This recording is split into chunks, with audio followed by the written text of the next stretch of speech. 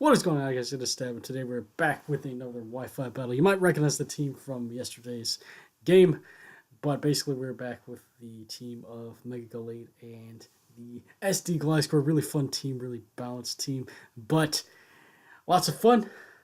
I've recorded this battle 4 times, so hopefully trying to do my best, hopefully trying to remember everything I said, but basically right now we're going to go over the team. For those of you who may not have seen yesterday's battle or may have forgotten, we have a 4 attack Scooter with Earthquake for coverage, a SD Mega Blade, like I mentioned, the attacks being Ice Punch, Zen Headbutt, and Close Combat, Twist Scarf Tapu Lele with Hidden Power Fire, the aforementioned Gliscor, the attacks being Knockoff and Earthquake, along with Roost for some longevity, and then a defensive backbone core of Tapu Fini and Jirachi, physically defensive Tapu Fini with Moonblast and Nature's Madness and Defog and Taunt, and then a Jirachi that's Wish Protect and Stealth Rock and Iron Head. Our opponent, Bast, today is bringing a very interesting team. He has a Gengar, a Slowking, a Metagross, a Tapu Bulu, a Skarmory, and then the Gastrodon right there. Now, as far as his team,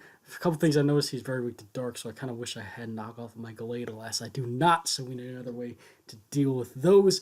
But outside of really Gengar and potentially Mega Metagross and Bulu, hopefully it's not Mega Metagross because this is an OU game, but if it is, it's not that big a deal. I can deal with it anyway.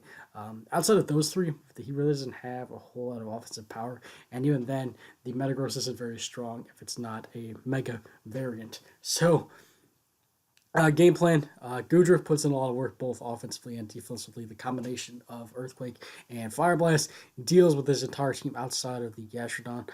Do have to be wary of the Gastrodon just because it can toxic me and kind of limit my longevity and honestly viability in this game because Goodra is such a help defensively. Rocks are going to be really crucial just because while he doesn't have anything weak to it, he has a lot of things that either are forced to go for recovery or don't have recovery at all, and his only defogger available is that Skarmory, and if it is Skarmory, I can pressure with the Goodra as long as Goodra stays alive. Gallade can put in a decent amount of work as long as we can get rid of Slowking, and then same with the Gliscor. So Slowking is number one priority, getting rid of that out of the way. Figure out the set on the Gengar. I expect it to be a Choice Guard variant, but it might not be. Let's see.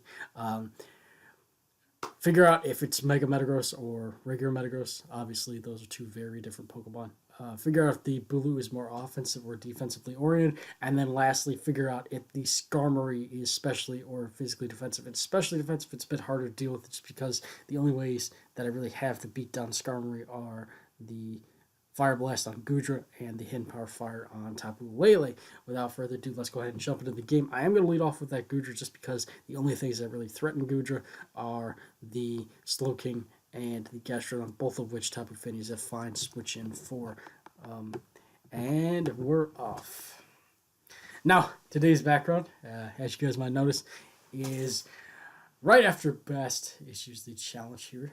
Nice yellow hat, nice gray/white shirt with flowers on it, running a runes background. I figured that there were so many topics in the game that the runes background was pretty fitting. He leads off the Gengar as I lead off with the Goodra. Pretty much the only thing he can really do to pose an immediate threat to me is go for his poison move, either Sludge Bomb or Sludge Wave, and get the poison. So I figured Earthquake was pretty safe here. He does bring in the Gastrodon, probably the safest switch he had to Goodra because even if I had Power Whip, I wasn't going to go for a turn 1 against a Gengar. Unfortunately, I'm not able to figure out what kind of Gastrodon this is. Is it physical? Is it special? Is it mixed? Because I do get a crit. Not really sure how much the crit actually matters. It did matter in the sense that I wasn't able to gain that information, but I do expect him to have recover. So damage-wise, it probably didn't. However, Tapu Fini is a very safe switch into any variant of Gastrodon. He could have Earthquake. He could have Ice Beam. He could have Toxic. He does go for safe Ice Beam, but obviously I'm not expecting my Goodra to be a Soul Vest. It would have done nothing. Granted, it would have probably done more to Goodra than it did to this Tapu Fini, as I do get back up to full health via my leftovers recovery. So I do expect him to want to go into his Boo to immediately threaten me. Tapu Fini is a very big problem for him defensively, so I do pull a switch into my Jirachi. I don't expect him to go for the Earthquake, and I do just expect him to go into the safe Tapu Bulu, which he does. as I fire off, and I'm going to fire off an Iron Head here. Basically, Iron Head is probably safest as far as gauging damage on this. I can potentially get a pretty solid amount of damage off if he's a more offensive variant. He does, however, pull a switch in his Metagross, as the Iron Head does absolutely nothing. It doesn't even do what I would consider chip damage, because as you'll see, the recovery from Grassy Terrain basically gets him back up to full health. I stay in here to get on my rocks because it's one of my freest opportunities to do so, and I figured the only way that he can really threaten my Jirachi, well, there's a couple ways he can threaten it, but the main way that I expected to try to is actually his own Earthquake, which, because his Grassy Terrain levels up, and the fact that I'm max HP and pretty defensively oriented, I can chew that and kind of get some, get some damage back from not only my leftovers, but also Grassy Terrain. Grassy Terrain plus leftovers is really going to help out my Jirachi, so that is something he has to be careful of. Now, I decide to take advantage of my Protect. Worst case scenario, he sets up in some way, probably Agility. Based on the fact that he attacked me without Mega Evolving, means that this is definitely a regular variant of Metagross, and he does go for the Brick Break there. Brick Break makes sense on the set just because Hammer Arm is the other fighting move that he would get, but that lowers the speed, which is probably something he does want to do. At this point, I'm expecting this Metagross to be an Assault Vest variant, which isn't the end of the world because I do have ways to kind of chip that down. Going to Gliscor, don't expect him to go for Ice Punch even if he does have it, and I can pretty much get up my Toxic Orb here because I expect the Slowking to come in on the Jirachi after he figured out that my Jirachi had Protect, was just getting health back, and he doesn't seem to have anything on his Metagross to touch Jirachi. Can't stay in here because I don't know this Slowking set yet. I expect it to maybe be an Assault Vest variant. Alternatively, it could just be like some fat piece of shit bulky variant. But the main thing here is I want to know if he has Ice Beam or not. If he has Ice Beam, he'll definitely go for it here. So Tapu Fini is a very nice switch into both the Slowking and the Gastrodon today. And as you'll see, set up my Mystic Terrain, can't poison me, can't burn me with Scald. He actually does have Scald. The fact that he goes for Scald straight away means that he probably does not have Ice Beam, which is useful information for my Metagross should I need to get a knockoff off on this to get rid of its Assault Vest and make it a little bit easier to deal with for some of my special attacking mons, either this or the Goodra. I don't expect him to stay in just because I don't think that he has anything to touch a Tapu Fini. He's going to go into his Tapu Bulu and get some Rocks Chip here, set up the Grassy Terrain, as he's going to take a Moonblast as well, as that is what I decided to do. Obviously, no, I'm sorry. I don't Moonblast yet. I Taunt. And the reason I Taunt is I want to see what kind of Slowking he is. Does he have Slack Off? Does he have Toxic? Does he have some other support move? Yawn, Thunder Wave. I kind of want to see what kind of Slowking we are dealing with here. It's actually not a bad play, as I'm going to make the switch back into my Jirachi, I believe. It kind of helps out with the Bulu, like I was saying, just because it stops a potential, a sub-SD variant, a sub-Leech Seed. He does that Horn Leech, which Horn Leech, Tapu Bulu in Grassy Terrain is insane. It's very, very strong. And here, I do gain information as he does reveal Life Orb recoil. So, Life Orb is a bit easier to deal with just because Jirachi does take less damage from that and can fire off some Iron Heads. And then also, I don't have to worry about switching my team into a potential choice band of Woodhammer. So, that's always nice. I believe I pull a switch out into my Gliscor just because I do expect that Slowking to come back in on Jirachi. Unfortunately, because he is a fatter variant, he has the liberty to switch into Slowking every single time on my Jirachi, and this is no exception. Takes some chip damage, but as you see, he is indeed a regenerator variant, which means any chip he occurs over the time of him being in here will either be mitigated by the regenerated recovery or the Grassy Terrain itself. The reason I go for Swords Dance here is I know that his only way to actually hit me down is the Scald, which I can live. I can actually take a Psychic plus a Scald. So go for the SD here. Plan is to not only get some health back with my Poison Heal, but also fire for knockoff. See if I can't get rid of his Assault Vest and do some more damage. Maybe even kill him depending on the investment. But as you're going to see there, he has a Colbur Berry. Couple of things that this means is, number one, Tapu Lele is now a better answer to him just because he doesn't have an Assault Vest to worry about. But at the same time, it's bad because he could potentially have either Toxic for my Gudra or Slack Off to keep himself healthy. I do eat up that Scald pretty nicely.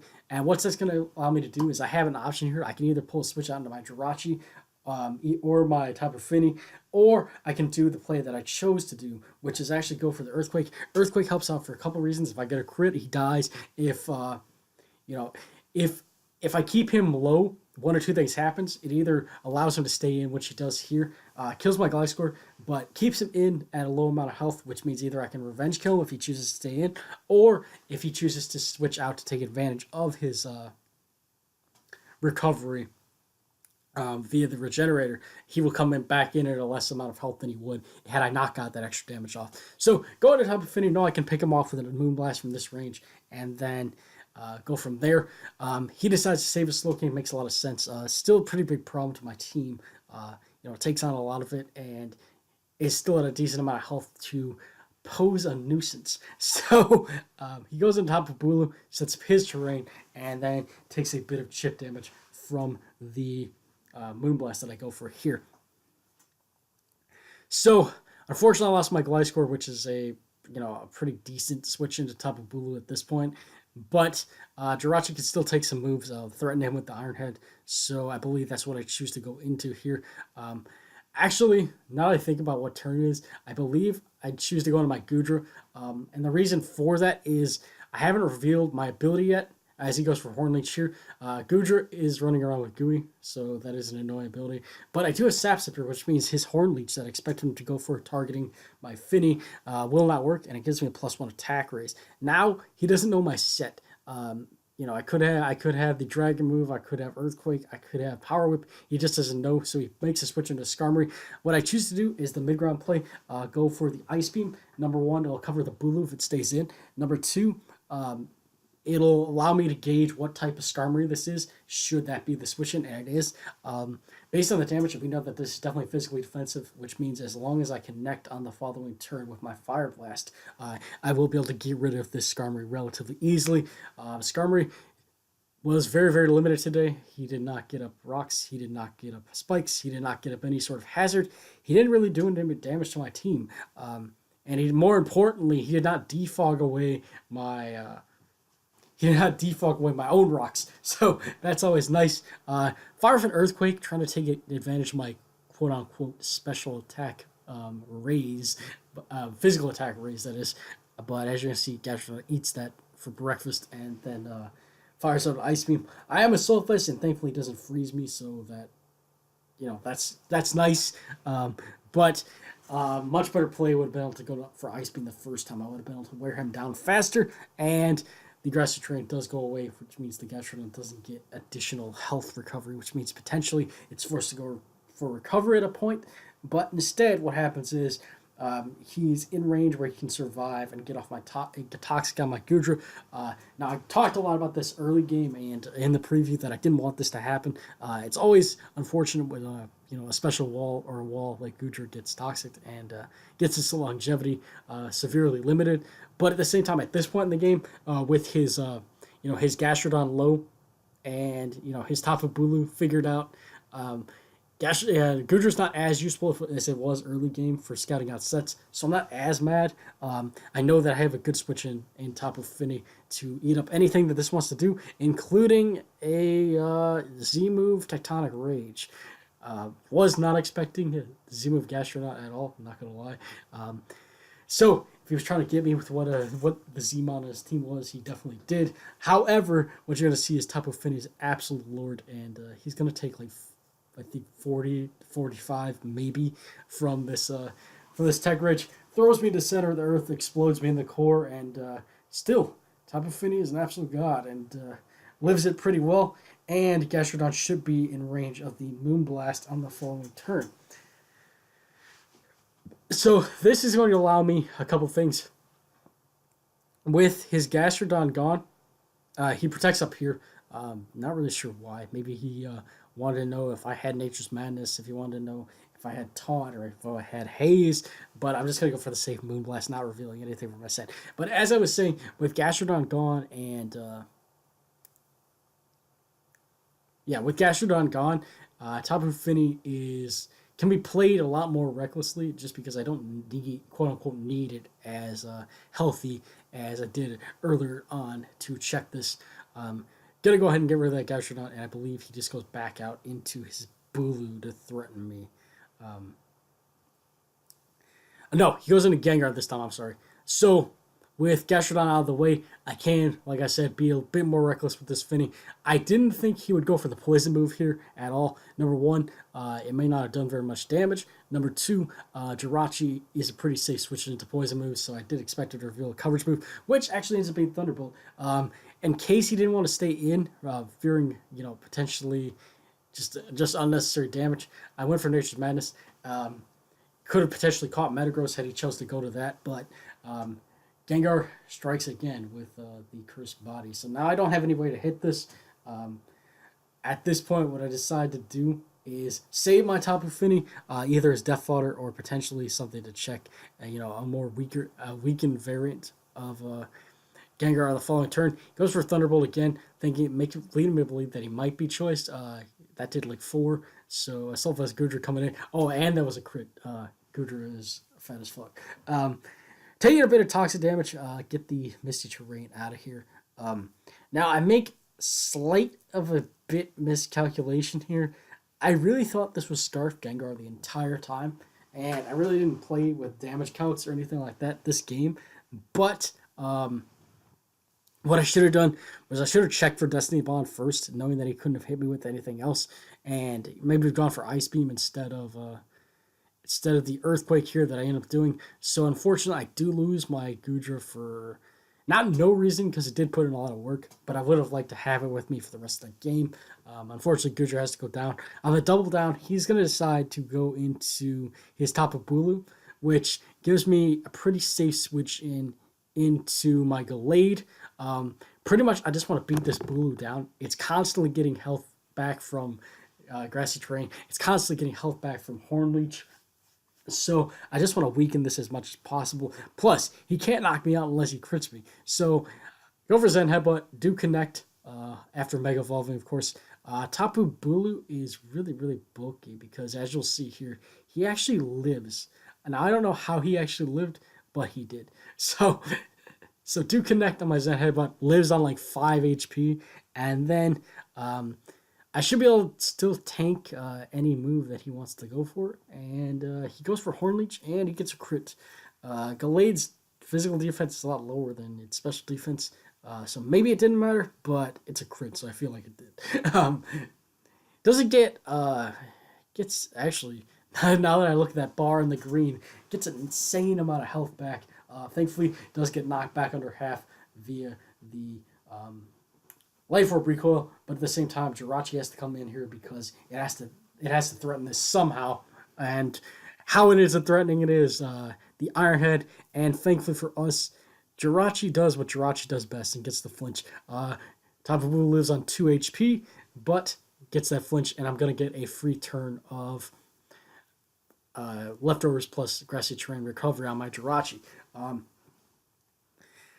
Don't expect him to do anything other than sack this Bulu, so I just go for the Iron Head again. Again, it's my only attacking move. My rock's already up. It doesn't make sense to wish here too much. So knock out Bulu, another one of his offensive threats down the drain, which is very nice.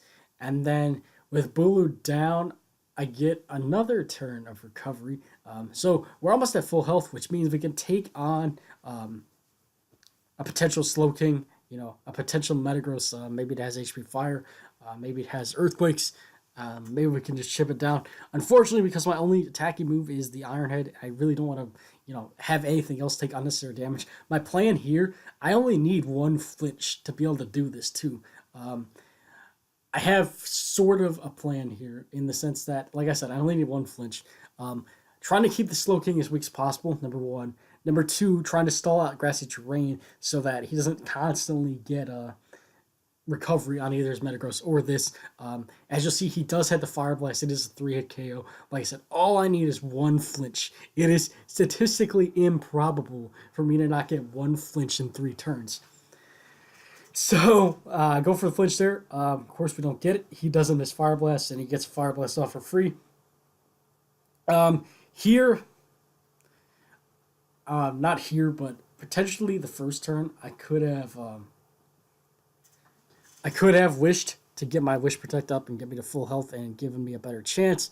But at the same time, I still don't know if he has the Slack off or not. At this point, because he's revealed Psychic, Fire Blast, and Scald, he may very well have Slack off as the last move. I'm just not sure. I do get a flinch there. One more flinch. Alas, no flinch, and he's able to knock me out with a 3rd Fire Blast. What's nice though is that for a grain of somewhat of a success, we do keep him low enough where I can go into my Tapu Fini and I can go for the Moonblast and knock him out. I don't know if it's really a misplay for him to not switch out and try to conserve as much health on his Slowking as possible, but however, he just lets me have it, which I'll take any day of the week. This Slowking was a massive problem throughout the game. So his last Pokemon here, I believe we are down to the last mod, is going to be his Metagross. So kind of a plan here. I really don't want Metagross to win. If he has Meteor Mash, he could win, which is very, very threatening. So I need to see what kind of thing he has. He's not Sash. We know that. So the rocks don't really matter. They do get some nice chip on him.